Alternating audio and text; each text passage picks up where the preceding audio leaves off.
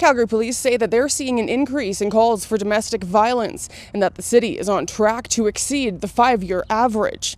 15 years ago, I was in an abusive relationship. A survivor of domestic violence, a woman, Candice, sharing her story at the Calgary Police headquarters of the courage it took for her to leave an abusive partner. I had been attacked and I still wasn't ready to leave. It took me a week to go to that police station. She says she hopes her message can encourage at least one person to reach out for support as the city sees more cases of violence reported to police.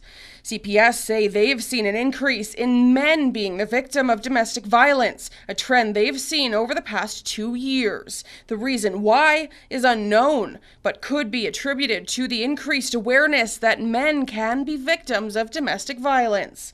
But police add, girls and women still make up more than 80% of all calls, and a worrying trend, more people experiencing violence after a relationship ends. So if men can recognize that they need help or they need a break, they're tired and frustrated or lost their job and they need help, then that support is there so that hopefully that intervention can happen prior to violence in the home.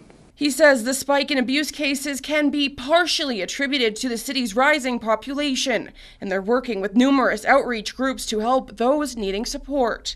Support that helped Candice begin the journey of life after abuse. I still remember the day after I pressed charges. It was with Fear is Not Love, where I had to ask them, after my body's been bruised, I was essentially held captive for 9 months in my home. I asked them, was this an abusive relationship? I had to ask that. Anyone facing domestic violence or who knows someone that is encouraged to reach out for support with resources listed here on your screen.